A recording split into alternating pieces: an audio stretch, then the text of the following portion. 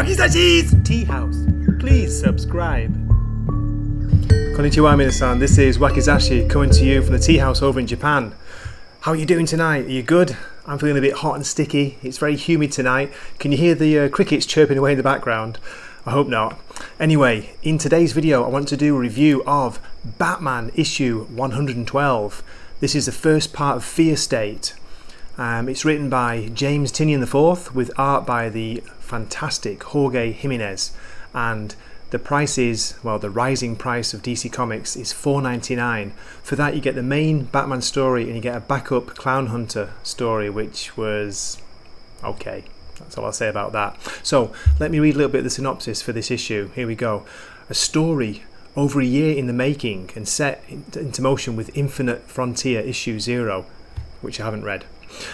Fear State begins. Batman played into the hands of the Scarecrow, who's unleashed a coordinated attack on Gotham City through his manipulation of Simon Saint and Peacekeeper 01.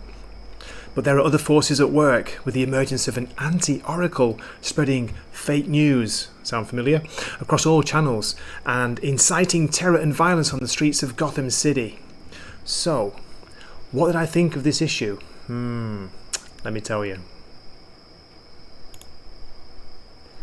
To be honest, not a lot happens in this issue. To me it felt like setup. It's like telling the story of the build-up, again, the build-up of events to, Fear State. So you've got James Tynion describing the Magistrate, Simon Saint's talking about opening this Peacekeeper program, taking over the law enforcement of Gotham City. I was looking for more action. There wasn't a lot of action in the issue. It looks amazing. It's got Jorge Jimenez's art. Here's an example here. Look at this panel. It's the opening panel where Batman is struggling to fight the toxin of Scarecrow. Is he losing his mind? But yeah, overall as an issue, there's a lot of talking in it. There's a lot of kind of conversation, build up, set up, and not a lot of action. So a little bit disappointing, to be honest, but it's worth buying for the art. As I mentioned, the backup story, the Clown Hunter story, sorry, but wasn't interested at all. So let's get to the story summary. Please keep watching. Here we go. The story opens with a haggard and distressed looking Batman staggering against a wall. I think I'm losing my mind. He's been attacked by Scarecrow and he can't trust what he's seeing. The Scarecrow is not just a toxin. Somehow he's in my brain. Can anyone hear me? I love Jorge Jimenez's art here as Batman fights against the madness which threatens to take him over. Then we move to Simon Saint of Saint Industries, talking about his life goal of making Gotham City a safe and attractive place to live. He's giving a short history lesson on Gotham, recounting how Batman first seemed to be a positive force in the city as he took down the crime families of the time. But Saint goes on to argue that the Dark Knight's influence helped to create an increasing number of larger-than-life criminals, as though it was Batman's fault. The old Gotham City died, and I was grateful to Batman for saving the city I grew up in. I thought Gotham had its future back. Little did I realise what was going to happen next. How the city would become gripped by madmen, and how one man in a costume, with no accountability, wouldn't be enough to stop it. The police couldn't stop it either. After years of relying on a vigilante, things in Gotham seemed to be growing worse by the day. Saint is introducing Peacekeeper 1. That's why I started to design what I call the Magistrate program, Gotham City's heroes of tomorrow. It's Peacekeepers. Now, Peacekeeper 1, are you ready to save the city? Sir, yes sir, I believe in the new Gotham City. The issue continues running this dual narrative, with Batman seeking his way back to the Bat family, and Simon Saint talking about Peacekeeper 1 and the Magistrate and how he's introducing it into Gotham City. Batman manages to get back to his Batmobile. He quickly takes a shot of something to stop the crazy visions caused by Scarecrow's toxins. No, you're not real. You're just in my head. Batman fights against the visions until he manages to destroy the image of Scarecrow. Crash! You're not real! Oh, he's gone. Okay. Then Batman tries to get in contact with Oracle, but there's no reply. "This is Batman, does anyone copy? I don't know how long I've been out. Scarecrow, he got inside my head. Not just with the usual toxins. He's using something else. Some kind of mind-control technology. This is Batman, does anyone copy?" Then we switch scenes to Simon Saint being interviewed on TV. "Mr. Saint, I'd like you to explain to our viewers what makes the Magistrates Peacekeepers better than the Gotham City Police Department." Saint is claiming that the Magistrate Security Forces are better suited to handle the more outlandish criminals that make up Batman's infamous rogues gallery. The Gotham PD will then be freed up to take care of the regular criminals.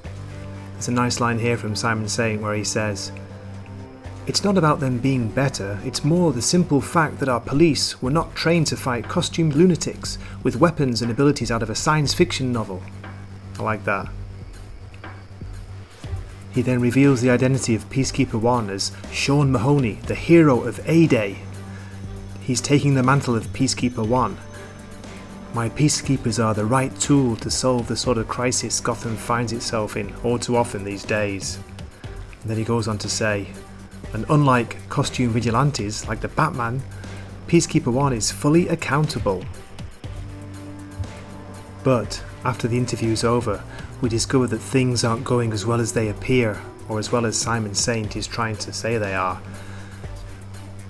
"Peacekeeper, he's out there, he's gone dangerously insane and he isn't responding to his radio. We've taken control over all communications in the city. We can't stop now, we will bring peace to Gotham City." It appears that Peacekeeper 1 is having some kind of mental breakdown. Wherever he looks, he's seeing dead bodies. "No, they're dead. They're all dead. It's Arkham, all over again. I'm supposed to be the good guy.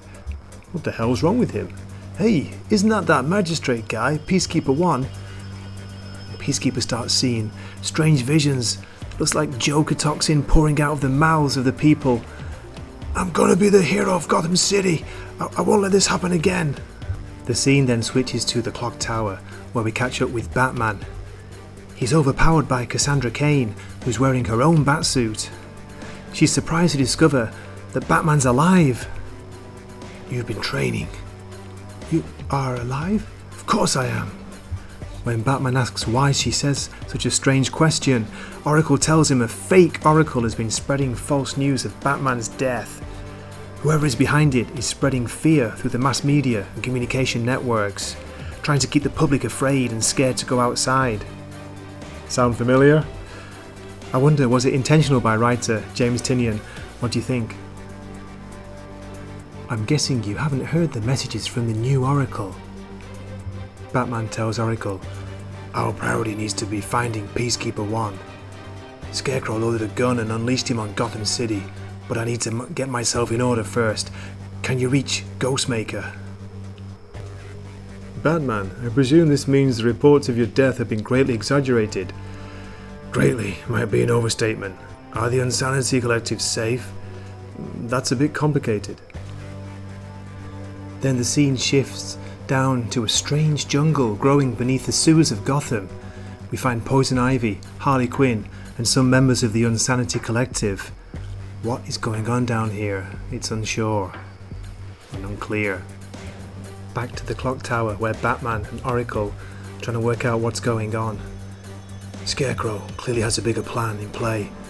I don't remember my time in his custody. He's using new technology, not just a fear toxin, something much more dangerous. He's working this city into a powder keg. Peacekeeper 1 is going to hurt people. The magistrate's going to overstep to prove they haven't lost control. But the real danger right now is happening in the homes of the people of Gotham City. They've been pushed to the brink, scared out of their minds. They're capable of anything right now, and Scarecrow is here, ready to push them over the brink." Then the scene switches again, and we find a gorgeous panel by Jimenez. Look at the art in this. It's Scarecrow, perched atop one of the gargoyles that Batman usually sits upon. "Very good, now let's begin," he says. The rain's pouring down, the Gotham City that looks like future Gotham City in the background. What is going to happen with Scarecrow's plan? And just before the end of the issue, it's back to the laboratories of Saint Industries, where Simon Saint is preparing a new peacekeeper. Forgive me, Ricardo. I wanted to take the time to outfit these new prosthetics for you more carefully. I wish it wasn't going to be so painful for you. It's okay, Mr. Saint. I believe in the magistrate. I believe in everything you've been talking about. I'm all in. Very good. And the final reveal is Peacekeeper X. Your mission is to apprehend Sean Mahoney. If he resists, you're going to kill him and retrieve his armor. We need to take back control before it's too late. Do you understand? Yes, sir. I believe in the new Gotham City. And that's where the issue ends. It's followed by a Clown Hunter backup story, but I'm going to skip that. Okay, that's it for my review. Thanks so much for watching this far. Let me know what you think if you've read the issue. Let me know what you think in the comments. And if you could like the video and subscribe to the channel, that would be fantastic. So, I'll see you in a future video. This is Wakizashi signing off from the tea house, saying, Mata ne! Wakizashi's Tea House. Please subscribe.